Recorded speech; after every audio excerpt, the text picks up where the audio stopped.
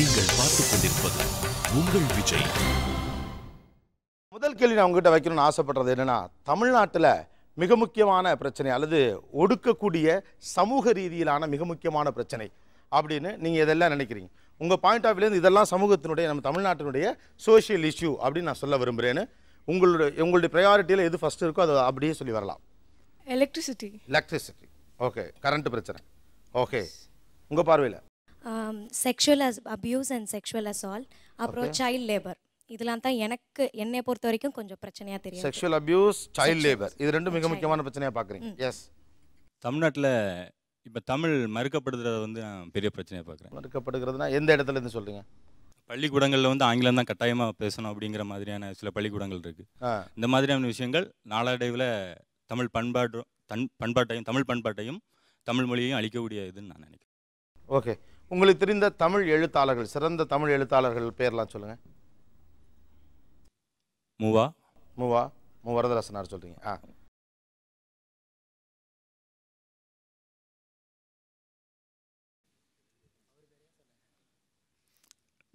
கோபிநாத். நம்ம பிரச்சனையே இதுதான். கோபிநாத்தையெல்லாம் எழுத்தாளர் நீங்கள் ஒத்துக்கிட்டாவே பிரச்சனையாச்சே. இப்போ அதெல்லாம் மிக முக்கியமாக நல்ல எழுத்தாளர்கள்ட்டு இவர்களை நான் பார்க்குறேன் அப்படின்னு 3 சீரியஸ் ரைட்டர்ஸ் எனக்கு சொல்லுங்கள். தமிழ் எழுத்தாளர்கள் அல்லது தமிழுக்காகவே கூட எழுதுகிறவங்கன்னு வச்சுக்கோங்களேன். சரி. இல்லை, இங்கே தான் சிக்கல் வருது. அதாவது தமிழ் குறித்த ஒரு தீவிரமான ஆர்வம் இருப்பதாக உங்களை நீங்கள் அவர்கிட்ட கொடுங்க. நீங்கள் என்ன படிக்கிறீங்க? மைக் பக்கத்தில் வச்சு. நான் எம்ஏ பண்ணிட்டு. எம்ஏ தமிழ் இலக்கியமா? எம்ஏ தமிழ் இலக்கியம், எம்ஏ தமிழ். எம்ஏ தமிழில் உங்களுக்கு இப்போ இருக்கக்கூடிய கரண்ட்டில் ஒரு 3 நல்ல எழுத்தாளர்கள் உங்களுக்கு அபிப்பிராயப்பட்டவங்க கிடையாதா? எங்களுக்கே வாசிப்பு தன்மை குறைஞ்சி போச்சுங்கிறது. உங்களுக்கும் வாசிப்பு தன்மை குறைஞ்சிருக்கு. Okay okay okay. First think வந்து கேஸ்ட் ப்ராப்ளம். அதாவது இப்போ கிளாஸ்லேயே இருக்கிறோம், பிசிசி எஸ்சி அப்படின்னு இருக்கிறோம் அப்படின்னா, ஒரு ஸ்காலர்ஷிப் அப்படின்னு பேச வந்தா அப்படின்னாலே யார் யார் எஸ்சி எந்திரிங்க, அது மாதிரி சம் டீவியேஷன்ஸ் அங்கேயே கிளாஸ் ரூம்லேயே ஸ்டார்ட் ஆகுது. கிளாஸில் வந்து ஒரு கிளாஸ் ரூம் அப்படின்னா எல்லாருமே ஸ்டூடெண்ட்ஸ் அப்படின்னு பார்த்தாங்க அப்படின்னா போதும். நீங்கள் எனக்கு ஸ்ட்ரைட்டாகவே சொல்லுங்கள். பி ஹானஸ்ட், பி ஸ்ட்ரைட், தப்பு ஒன்றும் கிடையாதுல்ல. Be honest, be straight. Caste இஷ்யூவா, ரிசர்வேஷன் உங்களுக்கு இஷ்யூவா? அதாவது இடஒதுக்கீடு தான் ப்ராப்ளமாக இருக்குது. உங்களோட இஷ்யூ என்ன சார்? கல்வி முறையில் மாற்றம் வேணும். கல்வி முறையில் என்ன மாற்றம்? இப்போ 5th ஸ்டாண்டர்ட் படிக்கிற பொண்ணும் பையனும் பேசிக்கிட்டாங்கன்னா ஸ்கூலில் வந்து பனிஷ்மெண்ட் கொடுக்குறாங்க. எந்த ஸ்கூலில்? எங்கள் ஊர் ஸ்கூலில், திருநெல்வேலியில் ஒரு ஸ்கூலில். ஸோ சின்ன வயசுலேருந்து இப்படி வரவங்க வந்து டீனேஜர்ஸில் வரும்போது டிஃப்ரெண்ட் கேட்டகரியில் போயிடுறாங்க. சரி, உறவுகள் பற்றி, எதிர்பாலின உறவுகள் பற்றிய திருத்தமான விஷயங்கள் கல்வி முறைக்குள்ளே கொண்டு வர வேண்டும். பள்ளிக்கூடத்துடைய நடவடிக்கைகளில் கொஞ்சம் மாற்றம் வேண்டும். Okay, cool. என்னை பொறுத்த வரைக்கும் சைல்ட் லேபர் ஹைஜீன் இல்லை, சுத்தம் இல்லை. எப்படின்னா ரோட்ல வந்து ஸ்பிளிட் பண்ணிட்டு போறாங்க. என்னால முடிஞ்ச வரைக்கும் நான் யாராவது பார்த்தேன்னா ஸ்பிளிட் பண்ணாதீங்க அப்படின்னு டைரக்டா நான் இப்பெல்லாம் சொல்லிடுறேன். அதாவது தூய்மையின்மை, சைல்ட் லேபர். ஓகே, வேற பக்கத்துல. என்னை பொறுத்த வரைக்கும் பெரிய பிரச்சனைனா ஜாதி பிரச்சனை பெருசா இருக்கு சார். ஜாதி பிரச்சனை எல்லா இடத்துலயும் பயங்கரமான படுகொலைகள் நடந்துகிட்டே இருக்கு. இது மிகப்பெரிய பிரச்சனையா இருக்குது சார். செக்ஷுவல் அபியூஸ் தான். செக்ஷுவல் அபியூஸ் அகைன்ஸ்ட் விமன், பெண்களுக்கு எதிரான பாலியல் ஃப்ரீடமே இல்ல சார். தமிழ்நாட்டுல சொல்றீங்க செக்ஷுவல் அபியூஸ். அதுதான் அந்த அவங்க சொன்ன மாதிரி இப்ப கூட 7 இயர்ஸ் ஒரு பொண்ணு ஈஸியார்ல. அது நீங்க அது சமீபத்துல நடந்த ஒரு இன்சிடென்ட். நீங்க அப்டேட்டடா இருக்கீங்க அப்படிங்கிறது. எங்க வெளிய போனாலும் எப்போ பாரு டீஸ் பண்றது, அதெல்லாம் ரொம்ப ஃப்ரீடமே இல்ல சார் வெளிய போறதுக்கு. பக்கத்துல வந்து நம்ம தமிழ்நாட்டில் வந்து ஜாதி பிரச்சனை அதிகமாக இருக்குது சார். அது தருமபுரி இன்சிடென்ட் மெயின் இன்சிடென்ட். அதுக்கு எல்லாருமே என்ன பண்ணுறீங்கன்னா, சமீபத்தில் பேப்பரில் படித்த ஒரு விஷயத்தை வச்சு சொல்றீங்க. இல்லை தருமபுரியில் ஜாதி பிரச்சனை, அதை தவிர வேற நீங்கள் கேள்விப்பட்ட ஜாதி பிரச்சனை சொல்லுங்க. ஜாதி பிரச்சனை இருக்கு இல்லை சார்? அது வந்து ஆக்சுவலாக அது ஜாதி பிரச்சனையோட அது ஒரு காதல் வந்து ஒரு ஜாதி பிரச்சனையாக மாற்றிட்டாங்க. நம்ம எல்லாருமே வாரப்பத்திரிக்கை படிச்சிருக்காங்க, அதை விட்டுருங்க. தருமபுரியில் சாதி பிரச்சனை வேறங்க. அதுக்கு முன்னால் நடந்த ஒரு 4 மிகப்பெரிய சாதி பிரச்சனைகளை தமிழ்நாட்டுக்குள்ளே கடந்த 10 வருடத்துக்குள்ள நடந்த மிகப்பெரிய ஜாதி பிரச்சனைகளை எனக்கு லிஸ்ட் பண்ணுங்களேன். 4 அல்லது 5 சொன்னால் கூட. அதை பற்றி எனக்கு வேறு ஐடியா இல்லை சார். முத்தப்புறம் இஷ்யூ உங்களுக்கு தெரியுமா? ரைட், வரேண்ணா. சமூக பிரச்சனையாக, தமிழகத்துடைய சமூக பிரச்சனையாக நீங்கள் எதை பார்க்குறீங்க? சின்ன சின்ன விஷயம் நினச்சிட்டு நம்ம நிறைய விஷயத்தில் ரூல்ஸ் ஃபாலோ பண்ணுறது இல்லை. சாதாரணமாக ரோட்டில் போகிறது வந்து வெளியில் போய் குப்பை போடுறது, லைசன்ஸ் இல்லாமல் வண்டி ஓட்டுறது, ஒரு பஸ்ஸில் இதுக்கு மேலே கூட்டத்தை ஏற்றுறது, திட்டி ஏற்றுற வழி இல்லை, வரத்தவங்களுக்கு வந்து ஏறுறவங்களுக்கு வேறு வழி இல்லை. அந்த மாதிரி சின்ன சின்ன விஷயம் போயிட்டு அது வந்து வளர்றது தெரியுது. சாதாரணமாக வெளியில் போகிற ஒரு சின்ன புள்ள கூட வந்து நம்ம குப்பையை எடுத்துகிட்டு போய் போடணுன்றது தெரிய மாட்டுது. அதாவது சமூகத்தில் வந்து யாருக்கிட்டையும் ஒரு ஒழுங்கு இல்லை அப்படின்னு நினைக்கிறேன். ஒழுங்கு இல்லை. அதே மாதிரி ஒரு சின்ன விஷயம் தானே, இந்த ரூலை நம்ம ஃபாலோ பண்ணாமல் போனால் என்ன பெரிய ஆகிட போகுது அப்படின்ற ஒரு திங்கிங். அது காலையில் ஒருத்தவங்க வந்து அவ்வளோ தூரம் போயிருக்குவாங்க. நான் உங்களுக்கு கேட்குறது எல்லாமே சோஷியல் இஷ்யூ, சிவிலியன் இஷ்யூ கிடையாது. ஒரு குழந்தைய குப்பை கொண்டு போய் போடாமல் இருக்கிறதுங்கிறது ஒரு சிவிலியன் இஷ்யூ, வீட்டில் சொல்லி கொடுத்துருக்கணும். ஆனால் உங்களுக்கு அதுதான் இஷ்யூவாக தெரியுது. தமிழ்நாட்டுடைய மிக முக்கியமான பிரச்சனை இல்லை. நான் என்ன சொல்கிறேன்னா, சிக்னலில் நிற்காம போகிறது, லைசன்ஸ் இல்லாமல் வண்டி ஓட்டுறது, ஒரு ரூல்ஸ் இது பண்ணும்போது என் கேள்வியோட கணத்தை நீங்கள் கொஞ்சம் புரிஞ்சுக்கணும்.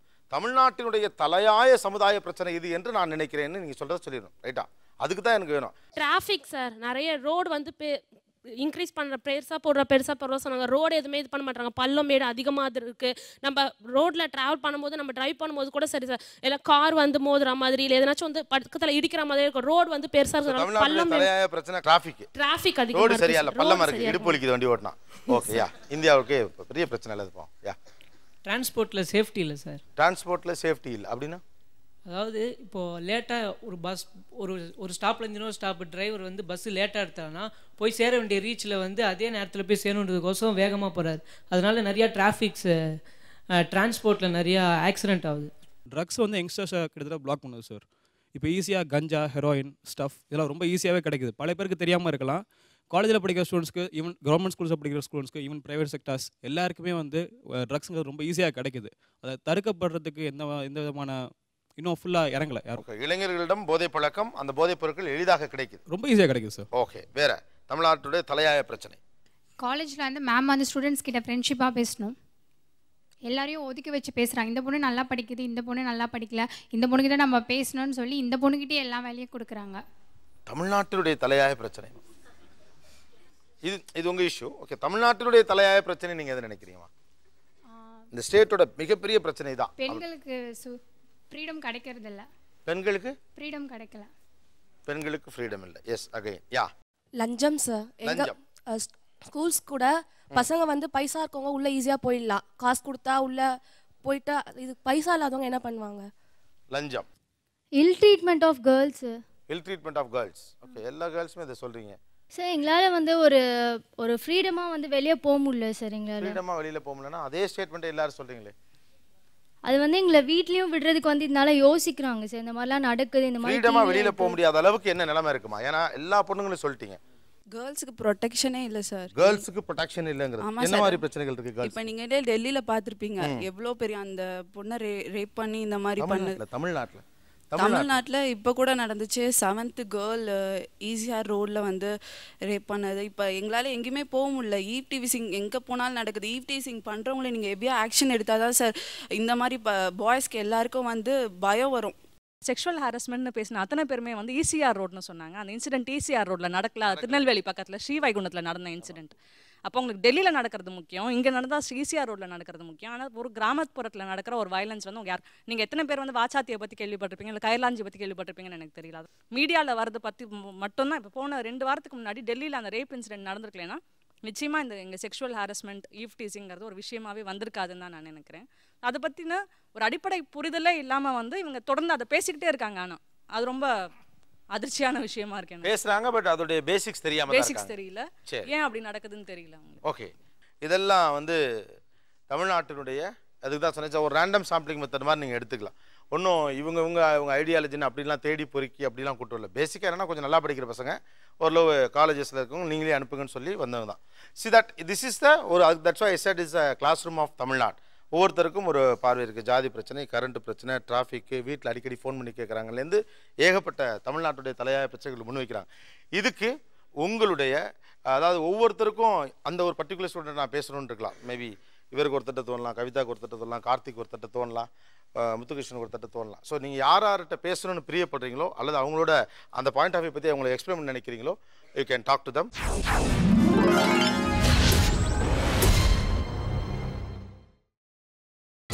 நீங்கள் பார்த்துக் கொண்டிருப்பது உங்கள் விஜய். நான் ஒரு 5 ஏரியாக்குள்ளே வரேன். கூடங்குளம் இஷ்யூ பற்றி உங்கள் ஒப்பீனியன் என்ன? அங்கே என்ஜிஓஸோட ஆதிக்கத்தை தான் நான் பார்க்குறேன். அங்கே இருக்க பீப்புளுக்கு எதுவுமே தெரியலனா கூட அவங்கள வந்துட்டு என்ஜிஓஸ் வேலை தராங்கன்றதுக்காக என்ன நடக்குதுன்னே தெரியாமல் போராட்டத்தில் ஈடுபட வைக்கிறது. ஓகே, என்ஜிஓஸ் ஆதிக்கம்ங்கிறீங்க. வேற கூடங்குளம் பற்றி உங்கள் அபிப்பிராயம் என்ன? ஏன்னா அதனால அந்த மின்சார பிரச்சனை குறையும். ஸோ அதை ஆதரிக்கிறேன் நான். ஓகே. என்னை பொறுத்த வரைக்கும் பர்சனலாக ஒரு அணுசக்தின்றது நாட்டுக்கு ரொம்ப முக்கியம். இதில் வந்து நியூக்ளியர் பவர் பிளான்ட்ன்றது எந்த ஒரு பிரச்சனையுமே இல்லாத ஒன்று நான் சொல்லல, அதில் பிரச்சனைகள் இருக்குது. பட் ஆனால் ஃபார் எக்ஸாம்பிள் ஃபின்லாண்ட் எடுத்துப்போம். அந்த கண்ட்ரி வந்து பார்த்தீங்கன்னா வெறும் தமிழ்நாடு கேரளா சேர்த்த அளவு தான் இருக்கும். அங்கே வந்து நீங்கள் அதை சப்போர்ட் பண்ணுறீங்க, அங்கே அணுமின் நிலையம் வரணும் அப்படிங்கிறது. யா வேறு சப்போஸ் இப்போ கூடங்குளம் அந்த ஆக்சிடெண்ட் ஆனிச்சுன்னா சுற்றி இருக்க இப்போ கோயம்புத்தூர் வரைக்குமே அஃபெக்ட் ஆகும். அதே இது இப்போ கல்பாக்கத்தில் வந்து அணுமின் நிலையம் இருக்குது. சப்போஸ் அது எதுவும் ஃபால்ட் வந்தாலுமே அதுவுமே இங்கே கோயம்புத்தூர் டிஸ்ட்ரிக்ட் வரை வரும். ஸோ இது வந்து எப்பயுமே பாசிட்டிவ் திங்கிங்காக தான் இருக்கணும். இப்போ ஜப்பானில் வந்து எப்படி அந்த ஹிரோஷிமா நாகசாகி பாம்பு போட்டு அவங்க எப்படி அதுலேருந்து வந்துட்டாங்க, மீண்டு வந்துட்டாங்க. ஸோ அது பிரச்சனை வரும் மீண்டு வருவோங்கிறீங்களா? என்ன புரியல எனக்கு. இல்லை பிரச்சனை வராது அப்படின்னு நம்ம திங்க் பண்ணி பாசிட்டிவாக தான் பார்க்கணும். ஆமாங்க சார். இங்கே இருக்கவங்கள்ட்ட யார்கிட்ட நீங்கள் பேச விரும்புறீங்க? அவங்க வந்து ஒரு விஷயம் சொன்னாங்க கூடங்குளம் போராட்டம் பற்றி. அங்கே வந்து என்ஜிஓஸ் இருக்காங்கன்னாங்க. யாரு? மைக் கொடுங்க. ஐ ஜஸ்ட் வாண்டட் டு இந்த பொண்ணா? ஆமாம், அது எந்த என்ஜிஓன்னு அவங்க நினைக்கிறாங்க, அவங்க என்ன என்ஜிஓ வந்து அங்கே என்ன பண்ணுறாங்க, ஆக்சுவலாக கிரவுண்டில் என்ன பண்ணுறாங்கன்னு அவங்களுக்கு என்ன புரியும், எதனோட அடிப்படையில் அவங்க அந்த குற்றச்சாட்டை வைக்கிறாங்க அப்படின்றத வந்து நான் தெரிஞ்சுக்கணும். அந்த இஷ்யூவோட ஹெட் வந்து உதயகுமாரன். ஒரே நிமிஷம், நீங்கள் எந்த இடத்துலேருந்து வரீங்கன்னு முதல்ல. சென்னை தான். சென்னை தான். நீங்கள் போயிருக்கீங்களா அந்த பகுதிக்கு போயிருக்கீங்களா? அவங்க ஒரு என்ஜிஓட ஹெட் தானே. அண்ட் என்ஜிஓட பேர் தெரியுமா உங்களுக்கு? நேம் தெரியல, ஆனால் அது ஒரு என்ஜிஓன்னு தெரியும். அண்ட் அங்கே வந்துட்டு ஒரு ஜெர்மன் லேடி பாஸ்ட் 2 இயர்ஸ்லேயோ 1 இயர்ஸ்லேயோ ஒரு 20 டைம்ஸ்க்கு மேலே வந்துட்டு போயிருக்கிறதா ஒரு இஷ்யூ ரைஸ் ஆச்சு. ஸோ லேடி வந்து எல்லா இந்தியாவில் எங்கே வேணால் வரலாங்க. நோ அவங்க அந்த என்ஜிஓக்கு ஹெல்ப் பண்ணுறதுக்காக வந்திருக்காங்க. அண்ட் பர்டிகுலராக அந்த பர்டிகுலர் டைம் உங்களுக்கு எங்கேருந்து கிடைக்குது? News and internet. ஸோ அதுக்கப்புறமா தி திங் வாஸ் அவங்க அங்கே இருக்கிற பீப்புளுக்கு ஒர்க் தராங்க, ஜாப் தராங்க. ஓகேவா? அதுக்காக நான் சொல்கிறத நீங்கள் செஞ்சீங்கன்னா உங்களுக்கு ஜாப், இல்லைன்னா ஜாப் இல்லை. அதுக்காக அடிப்படையில் ஒரே ஒரு விஷயம், திரும்ப ஒரு கேள்வி கேட்குறேன்னா, ஒரு என்ஜிஓ கொடுக்குற வேலை, நீங்கள் ஒரு என்ஜிஓ வந்து வேலை ப்ராமிஸ் பண்ணுறாங்கன்றீங்க. இப்போ நியூக்ளியர் ரியாக்டரை செட்டப் பண்ணுற சென்ட்ரல் கவர்மெண்ட் இல்லை அதுக்கு ஹெல்ப் பண்ணுற ரஷ்யா கொடுக்கக்கூடிய வேலைகளை விட, அது தரக்கூடிய சம்பளத்தை விட அதிகமாக உதயகுமாராலேயோ அவர் நடத்துறதா சொல்லப்படுற என்ஜிஓவாலேயோ தர முடியும்னு நீங்கள் நினைக்கிறீங்களா? அது ஆனால் இப்போதைக்கு என்ன நிலைமையில தர முடியுமா முடியாதான்னு மட்டும் முடியாது. ஆனால் இப்போதைக்கு என்ன நிலைமையில இருக்கு, அந்த உதயகுமாரன் அவங்க தான் அந்த ஏரியாவில் இருக்க பீப்புளுக்கு, அந்த குழந்தைங்களுக்கு எஜுகேஷனல் சப்போர்ட் கொடுத்துட்டு இருக்கிறதா நான் கேள்விப்பட்டேன். ஸோ அந்த பீப்புளை ஒரு காரணமே இல்லாமல் கடலில் அவ்வளோ நேரம் நிப்பாட்டுறது போராட்டத்துக்காக, அது வந்துட்டு இட்ஸ் பீங் ஃபோர்ஸ்டு நான் ஃபீல் பண்ணுறேன்.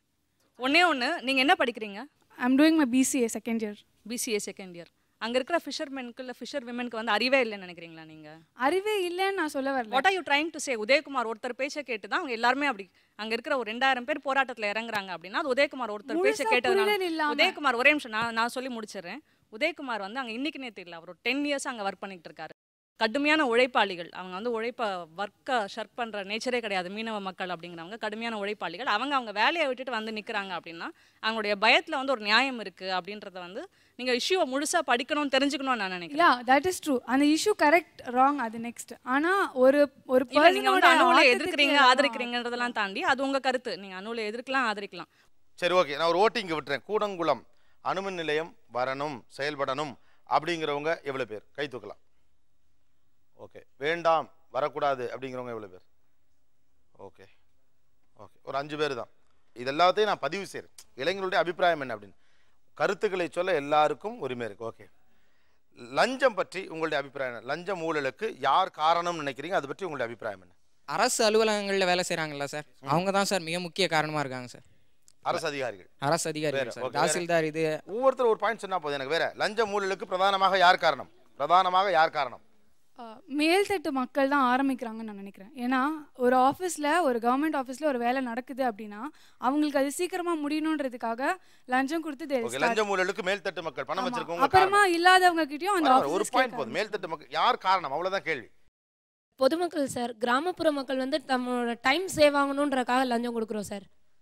கிராமப்புற மக்கள் லஞ்சம் கொடுக்குறாங்களாமா? ஆமாம் சார். அவங்களோட டைம், ஒரு ஃபாரின் போகிறான்னா அவங்க பையன் வந்து சீக்கிரம் அந்த வேலை நடக்கணும், 1 மாதத்தில் கிளம்பணுன்றதுக்காக உடனே கவர்மெண்ட் ஆஃபீஸில் வந்து ஒருத்தர்கிட்ட 10,000 ரூபா வச்சுக்கோப்பா, எனக்கு எல்லா வேலையும் முடிச்சு கொடுத்துரு அப்படின்னு சொல்லிட்டு போயிடுறாங்க சார். கிராமப்புற மக்கள் காரணமா? கிராமப்புறத்துல இருந்து நகர்ப்புறத்துக்கு வந்து அவங்க அந்த லஞ்சத்தை கொடுத்து தெளிவா போயிடுறாங்க சொல்லுங்க. சார். கிராமப்புற மக்கள் காரணமா, நகர்ப்புற மக்கள் காரணமா, மேல்தட்டு காரணமா, இல்ல மிடில் கிளாஸ் காரணமா? கிராமப்புற மக்கள் தான் சார் காரணம். கிராமப்புற மக்கள் தான் காரணம் லஞ்சம் ஊழல் பெருக. சரி. லஞ்சத்துக்கு முதல் காரணமே அரசியல் தான் நான் சொல்லுவேன். அரசியல் நடக்கும் லஞ்சத்துக்கு அரசியல் தான் காரணம். அரசியல்வாதிகள் காரணம். பாலிடிக்ஸ் இன்ஃப்ளூயன்ஸ் இருக்க பீப்புள்ஸ். ஓ, அரசியல் இன்ஃப்ளூயன்ஸ் இருக்கவங்க காரணம். ஓகே. அரசியல்வாதிகள் தான் சார் காரணம். அரசியல்வாதிகளே காரணம். வேறு? பொலிட்டீஷியன் தான் சார். Politician sir. சரி, ஓகே. மீனவர் பிரச்சனை பற்றி உங்களுடைய கருத்து என்ன? ஐ திங்க் லக்ஷதீப்ல மீன் பிடிக்கிறதுக்கு நமக்கே தடை இருக்கு. லக்ஷதீப்ல no I am not sure. No I am not sure. Katchatheevu சொல்றீங்களா? கச்சத்தீவு. இல்லை சார், இப்போ மீனவர்களோட ப்ராப்ளம்னு சொல்கிறாங்க. ஆனால் மீனவர்களுக்குள்ள இருக்க அறியாமை தான். அதாவது நம்ம நாட்டில் வந்து இப்போ சிக்னலில் நிற்காம போகலாம், ரூல்ஸை மீறிடலாம் அப்படிங்கிறதுக்காக இவங்க அத்துமீறி போய் இலங்கையோட இதில் வந்து நம்ம நுழையக்கூடாது. நம்ம நாட்டில் இப்படி நடக்குது, நம்ம நாட்டில் ரூல்ஸை மீறலாம் அப்படிங்கிற மாதிரியே நினச்சிட்டு அவனோட எல்லைக்குள்ளே போனால் அவன் சுடுறான். அது சுட்டதுக்கப்புறம் நம்ம கம்ப்ளைண்ட் பண்ணக்கூடாது சார். இந்த பொண்ணுகிட்ட கொடுங்க. நீங்கள் தாம்மா அங்கே ஒரே பொண்ணு தானே இருக்க, நீ தான். மீனவர் பிரச்சனை பற்றி உங்கள் அபிப்பிராயம் என்ன? No idea. ஓகே, இங்கே கொடுங்க, இங்கே கொடுங்க. மீனவர்களுக்கு வீடு வசதி எதுவுமே இல்லை சார். மீனவர்களுக்கு வீடு வசதி இல்லை. ஏன்னா அவங்க இதில் குடிசையில் தானே சார் வாழ்கிறாங்க. அவங்களுக்குன்னு தனியாக எதுவும் இல்லை. ஓகே. பக்கத்தில் மீனவர்களுக்கு வீடு வசதி இல்லை. பக்கத்தில் ஒரு சேஃப்டி இல்லை. என்ன சேஃப்டி இல்லை? அதே தான், சேம் ஐடியா. வீடு வசதி ஒரு குடிசையில் தான் தங்குறாங்க. 90% ஆஃப் த மீனவர்கள் குடிசையில் தான் தங்குறாங்க. அவங்களுக்கு ஒரு திட்டம் மாதிரி பண்ணி கொடுத்து சலுகையை கொடுத்தா, இல்லைன்னா வீடு திட்டம். மீனவர்களுக்கு இப்போ என்ன சலுகை கொடுக்குறாங்க? இப்போ இருக்க சலுகை என்ன, என்ன கொடுக்கல, என்ன கொடுக்கணும்னு நினைக்கிறீங்க? தெரியல, ஐடியா இல்லை. பட் ஆனால் மீனவர்களுக்கு சேஃப்டி இல்லைங்கிறீங்க. ஓகே. மீனவர் பிரச்சனை பற்றி உங்கள் அபிப்பிராயம் என்ன? தமிழ்நாட்டில் பார்த்தீங்கன்னா ஒரு செக்டார்லேயும் ஒரு சைடில் இருக்க மீனவர் பிரச்சனை இருக்குது சார். இப்போ பார்த்தீங்கன்னா ராமநாதபுரம் பார்த்தீங்கன்னா ராமேஸ்வரம் அந்த சைடில் பார்த்தீங்கன்னா ஸ்ரீலங்கன் அந்த பார்டர் பிரச்சனை இருக்குது. இந்த சைடு பார்த்தீங்கன்னா ஒரு ஏரியாவுக்கும் வேறு ஊருக்குள்ள குப்பத்தில் சண்டை நடந்துடும். சரிங்களா? அது ஒன்று. இப்போ பார்த்தீங்கன்னா இப்போது கூடங்குளம் பிரச்சனையில் அங்கே இருக்க மீனவர்கள் வந்து அந்த அணு உலை சம்மந்தப்பட்ட பிரச்சனைக்காக போராடிட்டு இருக்காங்க. இது மாதிரி ஒரு செக்டாரில் ப்ராப்ளம் பிரச்சனை இருக்குது சார். ஓகே. மீனவர் பிரச்சனை அப்படின்னா உங்களுக்கு என்னவெல்லாம் ஞாபகத்துக்கு வருகிறது?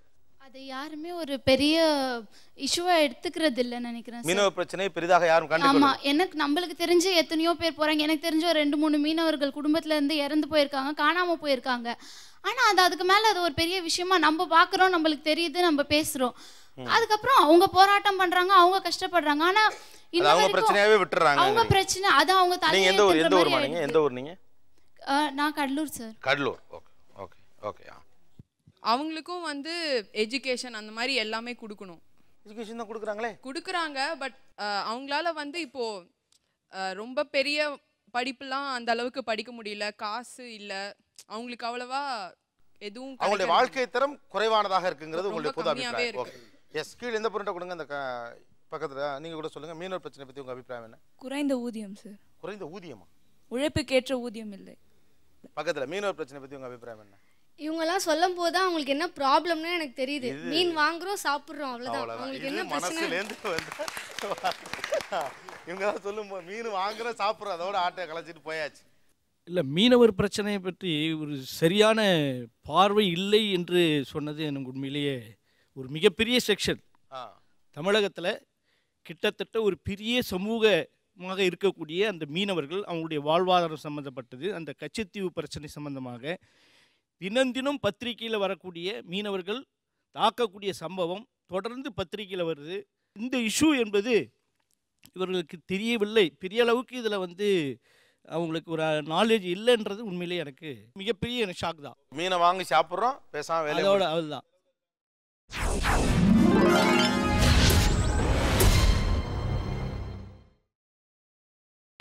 நீங்கள் பார்த்துக் கொண்டிருப்பது உங்கள் விஜய். ஃபஸ்ட்டு கொஞ்சம் நேரம் வரைக்கும் அவங்ககிட்டேருந்து நம்ம எடுத்துக்கலாம். ஸோ நீங்கள் எல்லாருமே அப்சர்வராக இருந்தீங்கன்னா தான் கொஞ்சம் பெட்டராக இருக்கும். ஸோ ஃபுல் அண்ட் ஃபுல் அவங்ககிட்டேருந்து எடுத்துக்கிட்டு and then we can go ahead. உங்களுடைய பார்வையில் தமிழகத்துடைய மிக முக்கியமான பிரச்சனை இது ஏன்? ஃபர்ஸ்ட் வந்து ரிசர்வேஷன் சார். ரிசர்வேஷன். செகண்ட் வந்து எஜுகேஷனை ஜென்ரலைஸ் பண்ணலாம் அப்படின்னு நினைக்கிறேன். அதாவது சிபிஎஸ்சி, மெட்ரிக், ஸ்டேட் போர்டுன்னு 3ஆ பிரிஞ்சு இருக்கிறதுக்கு பதிலாக ஒரே மாதிரி பண்ணால், இப்போ காலேஜில் வந்து ஒரு சில சப்ஜெக்ட்ஸ் வந்து ஸ்டேட் போர்ட் பசங்களுக்கு அவ்வளவா தெரியாது. மூணுல எந்த சிஸ்டம் படி பண்ணா பெட்டரா இருக்கும்? CBSE, matriculation, state. ஸ்டேட் போர்டே எல்லாருக்கும் பரவலாக வச்சிரலாம். ஓகே. அதுக்கு முன்னால சொன்னது ரிசர்வேஷன். ரிசர்வேஷன். ரிசர்வேஷனை அகைன்ஸ்டா பார்க்குறீங்க. ஓகே, பக்கத்தில் ப்ளஸ் ஸ்காலர்ஷிப்ஸ். அதாவது ஒரே காலேஜில் படிக்கிறவங்களுக்கு எஸ்சி ஸ்டூடெண்ட்ஸ்க்கு மட்டும் தனியான கம்ப்யூட்டர் கிளாஸ் வச்சு அவங்களுக்கு ஏற்ற ஊக்கத்தொகை கொடுக்குறாங்க. அது வந்து எல்லாருக்கும் கொடுத்தா நல்லாயிருக்கும்னு நான் ஃபீல் பண்ணுறேன். இடஒதுக்கீடு பற்றி உங்களுடைய அபிப்பிராயம்? சார் ஆக்சுவலி இப்போ பார்த்தீங்கன்னா எஸ்சி எஸ்டி அவங்களே வந்து அதிகமாக சம்பாதிக்கிறவங்க இருக்காங்க. மிடில் கிளாஸில் வேறு மற்ற கிளாஸ் பிசி அதுலேயும் கம்மியாக சம்பாதிக்கிறாங்க, எஃப்சிலையும் கம்மியாக சம்பாதிக்கிறவங்க இருக்காங்க. பட் நம்ம இடஒதுக்கீடு பார்க்குறோமா எஸ்டி அப்படி தான் பார்க்குறோம். அவங்களோட ஊதியத்தை வச்சு நம்ம பார்க்கல, ஊதியத்தை வச்சு பார்க்கணும் சார் நம்ம. ஓகே, பொருளாதார ரீதியிலான இடஒதுக்கீடு வேணுங்கிறீங்க. S, okay. ரிசர்வேஷன் பற்றி உங்கள் அபிப்பிராயம்? எதிர்க்கிறேன் சார். ரிசர்வேஷனால திறமசாரிகள் வெளியே வரதில்லை சார். எதிர்க்கிறேன் சார் நானும். எல்லா காலேஜஸ்லையும் பார்த்தீங்கன்னா எஸ்சி எஸ்டி அந்த கேஸ்ட்டுக்கு தான் அதிகமாக சீட்ஸும் அலாட் பண்ணுறாங்க. அப்ளிகேஷன் ஃபார்ம் வாங்கினா கூட எஸ்சி எஸ்டிக்கு பார்த்தீங்கன்னா கம்மியாக இருக்குது. அண்ணா யூனிவர்சிட்டி இல்லை, நீங்கள் சொல்கிறது உண்மை இருக்குது. ஆனால் எல்லா காலேஜ்லேயும் சொல்கிறீங்க. காலேஜஸ் ஆல்மோஸ்ட் பார்த்தீங்கன்னா ஆல்மோஸ்ட் எல்லா காலேஜ்லையும் சார் நெட்டில் பார்த்தீங்கன்னா தெரியும் உங்களுக்கு. அண்ணா யூனிவர்சிட்டி ஃபார்ம் பார்த்தீங்கன்னா கூட எஸ்சி எஸ்டிக்கு பார்த்தீங்கன்னா கம்மியாக இருக்குது, மற்ற கேஸ்ட்டுக்குலாம் அதிகமாக இருக்குது. வேற நல்ல ஸ்கீம், ஆனால் அது எஸ்டிக்கு ஃபுல்லாக போய் சேரல நான் சொல்வேன். ஏன்னா ட்ரெயின்ஸில் இன்னமும் படிக்காதவங்க அந்த ட்ரைபல் பீப்புள் வந்து விற்கிறத நான் பார்க்குறேன். எஸ்டிக்கு போய் சேரல, டான்ஸ் ஆடுறத பார்க்குறேன். ஷெட்யூல்டு ட்ரைபுக்கு இன்னும் சரியாக போய் சேரல நினைக்கிறேன். Good view. எஸ் சார், ஆதரிக்கல சார். நான் 600 மார்க் கீழே வாங்கினவங்க நிறைய பேர் இருக்காங்க என் காலேஜில். 1000 மார்க் மேலே வாங்கினது வெறும் 2 பேர் தான் இருக்கும். ஆனால் நாங்கள் அப்ளை பண்ண எல்லாருமே 1100க்கு மேலே. ஆனால் அது ஒரு ஆட்சி கிடைக்கல, அவங்களுக்கு கிடைக்கல. இது வந்து ரிசர்வேஷன் தான் காரணம் இதுக்கு. உங்கள் பாயிண்ட் ஆஃப் வியூ? சார், நானும் தாழ்த்தப்பட்ட பையன் தான். இந்த மாதிரி ஸ்காலர்ஷிப் வந்து கவர்மெண்ட் அலாட் பண்ணுது சார். அப்படிங்கும்போது அதில் ஒரு பிரிவினை ஏற்படுது. அதாவது இந்த ரிசர்வேஷனால் மாணவர்களிடையே பெரிய பிரிவினை ஏற்படுது சார். எக்ஸாம்பிள் வந்து இப்போ ஸ்காலர்ஷிப்பில் வந்து நான் என்னோடய ஃபீஸ் எல்லாமே ஸ்காலர்ஷிப்லேயே எடுத்துருவாங்க. இதே என்னோடய ரூம்மேட்ஸ் வந்து பிசிங்கிறனால அவன் வந்து அமௌண்ட் புதுசாக கட்டுறான். அப்படின்னா சொல்லுவானா, உனக்கு என்னடா ஸ்காலர்ஷிப்பில் படிச்சிருவேன், நான் வந்து பணம் கட்டியானும்ல, அந்த பணத்தோட உனக்கு தெரியாது, நீ ஈஸியாக படிச்சு போயிடுவேன் அப்படிங்கும்போது எங்களுக்குள்ள ஒரு வாக்குவாதமே அதில் ஏற்படுது. சார், நான் ஒரு தாழ்த்தப்பட்ட எஸ்சி காஸ்ட்டு தான். அதை உண்மையிலே அது வந்து அந்த மாதிரி பண்ணக்கூடாது. ஏன்னா என்னோட நண்பர்கள் ஓசி பிசி அந்த மாதிரி எல்லோரும் படிக்கிறாங்க. ஆனால் என்னோட திறமைசாலியாக கூட இருக்காங்க, எனக்கு ஈஸியாக கிடைக்குது, அவங்களுக்கு கிடைக்க மாட்டேங்குது. அது வந்து உண்மையிலே தப்பான விஷயம் தான். நீங்கள் தாழ்த்தப்பட்ட வகுப்பை சேர்ந்தவர். ஆமாம். ஆனால் ரிசர்வேஷனை எதிர்க்கிறீங்க? ஆமாம், கண்டிப்பாக. ஏன்னா என்னோட நண்பர்கள் இருக்காங்க, ரொம்ப பாவமாக இருக்காங்க. அதை தெளிவுபடுத்திக்கிறேன். வேற சார், நான் வந்து 12th வந்து இப்போ ஸ்கூல் ஃபஸ்ட்டு. ஆனால் வந்து நான் காலேஜில் போயிட்டு நான் ஸ்கூல் ஃபஸ்ட்டு அந்த படிச்சுட்டு வந்துட்டு ஸ்கூல் ஃபஸ்ட்டு எடுத்துருமே, நமக்கு வந்து காலேஜில் சீட்டு கிடச்சிரும் அப்படின்னு சொல்லிட்டு நான் கலைக்கல்லூரியில் போயிட்டு அப்ளிகேஷன் போட்டேன். அங்கே போயிட்டு பார்த்ததில் நான் பிகாம் வந்து சேர்றதுக்காக அப்ளிகேஷன் போட்டேன். கிட்டத்தட்ட 110 பேரை சேர்த்துட்டாங்க அந்த ரிசர்வேஷன் கோட்டாவில். பிசி என்னோட கம்மியான மார்க், எல்லாருமே என்னோட கட் ஆஃப் வந்து 300 மார்க் 200 மார்க் கட் ஆஃப் கம்மி. ஓகே, ரிசர்வேஷனை நீங்கள் எதிர்க்கிறீங்க? கண்டிப்பாக. உங்கள் பேர்? வேல்முருகன் சார். வேல்முருகன். உங்களோட ஸ்டாண்ட் நான் இல்லைன்னு சொல்ல, நீங்கள் உங்களோட பார்வையிலேருந்து பார்த்துருப்பீங்க. உங்களுக்கு ஒரு இடம் கிடைக்கல அந்த கல்லூரியிலங்கிறதுனாலையோ எதனால் நீங்கள் அதை எதுக்குறீங்க பர்டிகுலராக? சார், நான் வந்து ஸ்கூல் ஃபஸ்ட்டு நல்லா கஷ்டப்பட்டு தான் படித்தேன். ஏன்னா 12 o'clock எனக்கு வந்து கண்டிப்பாக எனக்கு வந்து அறிவு இருக்கா இல்லையான்னு எனக்கு தெரியாது. என்னோடய கெப்பாசிட்டிக்கு வந்து நான் கண்டிப்பாக படிச்சுட்டு வந்து தான் நான் இந்த கல்லூரியில் சேரணுன்ற ஒரே காரணத்துக்காக தான் நான் கண்டிப்பாக படித்தேன். அங்கே வந்து படிக்கக்குள்ள என்னோட மோஸ்ட் பேக்வேர்ட் அது அந்தமாரி இது நீங்களே மோஸ்ட் பேக்வேர்டில் தான் இருக்கேன்னு சொன்னீங்க. இருக்கிறேன். இன்னும் வந்து எஸ்சி எஸ்டி அதேமாதிரி பிசி அந்தமாரி இருக்கிறவங்களுக்கு அவங்களுக்கு முன்னுரிமை கொடுக்குறாங்க. அவங்க பேர் தான் கூட்டுறாங்க. அதான் கிட்டத்தட்ட நீங்கள் நகரத்துலேருந்து வரீங்களா கிராமத்துலேருந்து? கிராமத்துலேருந்து சார். உங்கள் கிராமத்தில் வந்து 2 பகுதிகளாக வாழ்கிறீங்களா இல்லை ஒரே கிராமமாக இருக்கா? நான் கேட்குறது 2 பகுதி. சேரின்னு தனியாக இருக்குது, ஊருன்னு தனியாக இருக்கா? 2 பகுதி, ஆனால் கொஞ்சம் இடைவெளி. இன்னும் அந்த பிரிவினை வச்சுட்டு இருக்கிறீங்க. அது ஒரு தனியாக தான் இருக்காங்க. அதனால அவங்களுடைய நிலை எப்படி இருக்குது? நான் வந்து ஊரில் இருக்கிற ரொம்ப சாதாரணமாக சிம்பிளாக அவங்களுக்கு புரிய வைக்கிறதுக்கு கேட்குறேன்.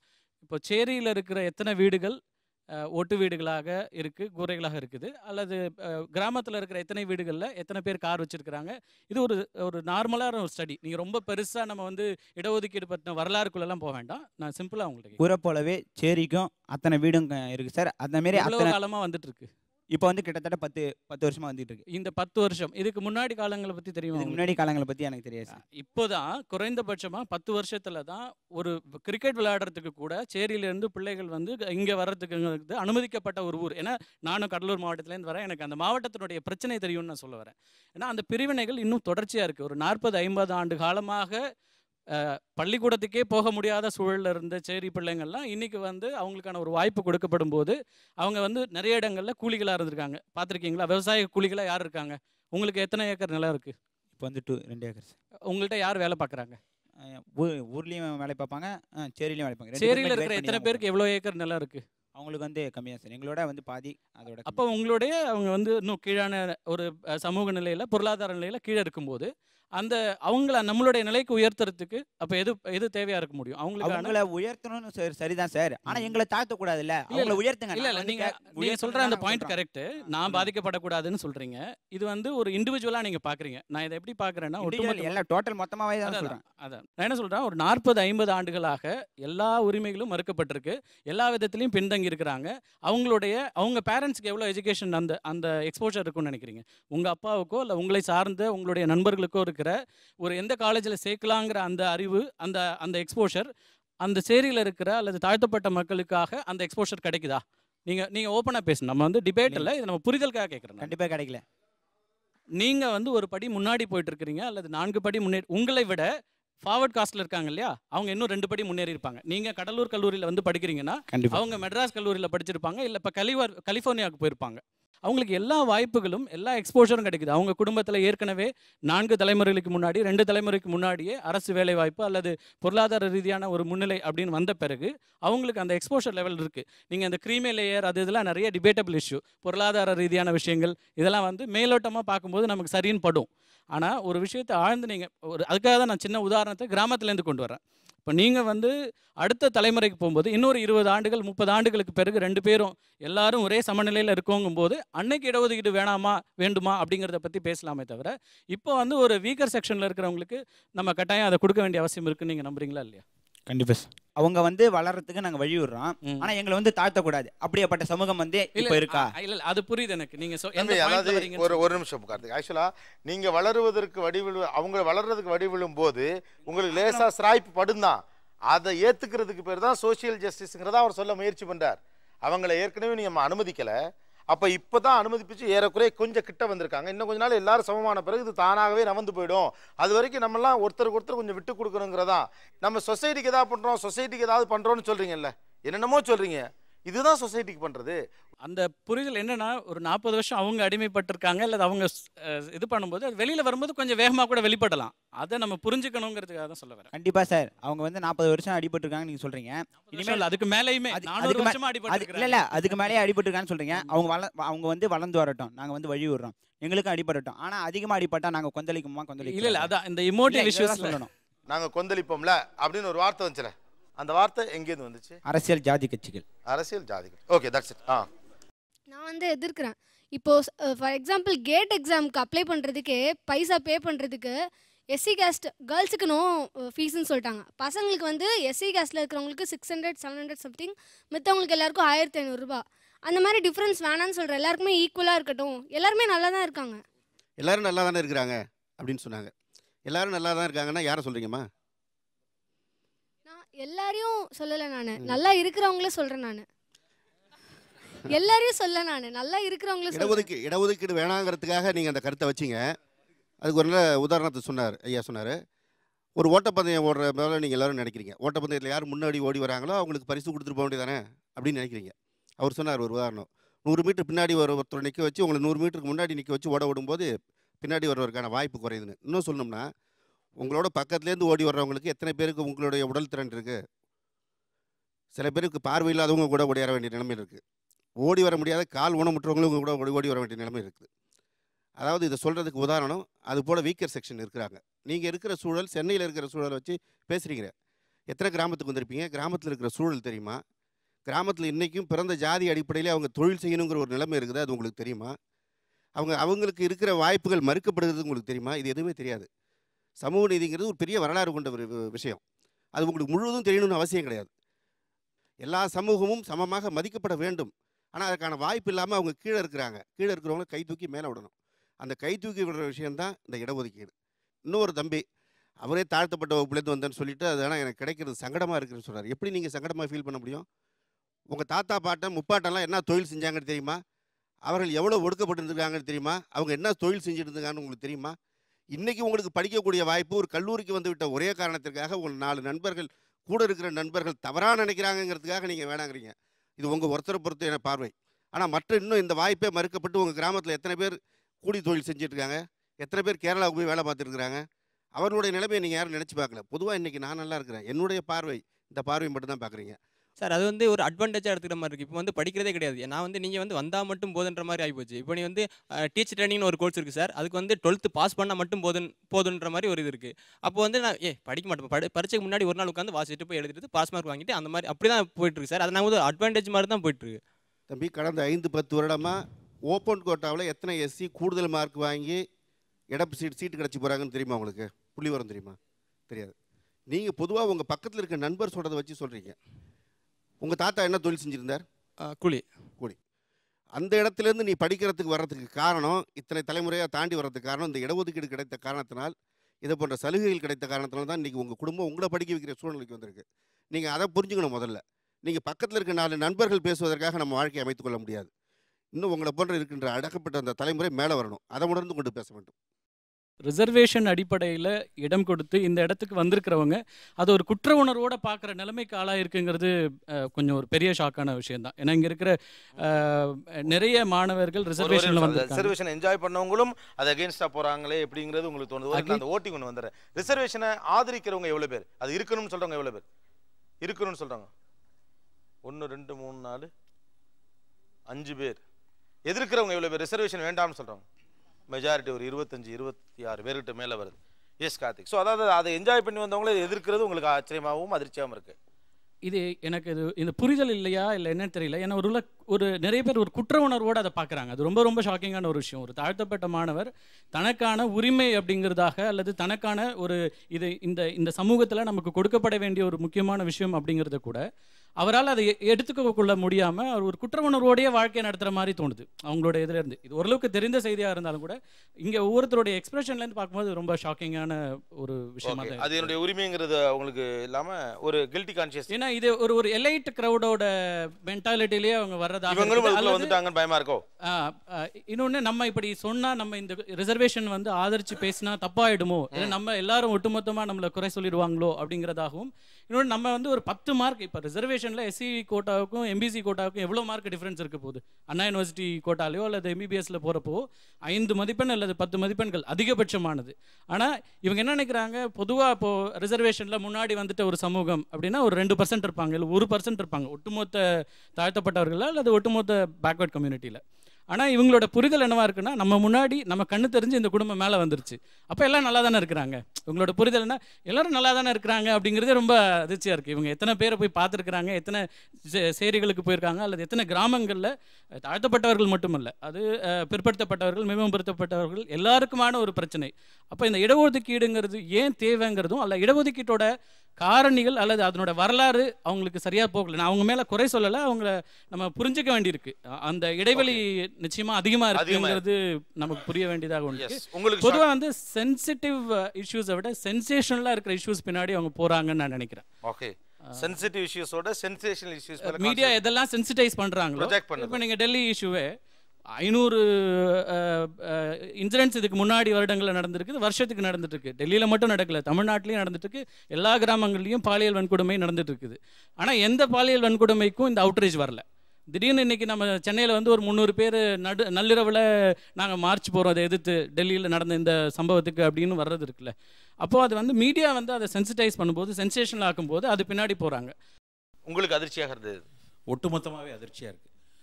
முழுக்கவே வந்து இவங்க சமூகத்தை விட்டு விலகி என்ன நடக்கிறது, எங்கேருந்து வந்தோம்னு தெரியாமல் பேசுகிற மாதிரி இருக்குது. கூடங்குளமாக இருக்கட்டும் அல்லது வந்து இடஒதுக்கீடாக இருக்கட்டும், இதனுடைய பின்னணி என்ன அப்படிங்கிற புரிதல் சுத்தமாக இல்லை. இங்கேருந்து வந்திருக்கவங்க எல்லாம் இடஒதுக்கீடு இல்லைன்னா அந்த சீட்டில் உட்காந்துருப்பாங்களா எனக்கு சந்தேகமாக இருக்குது.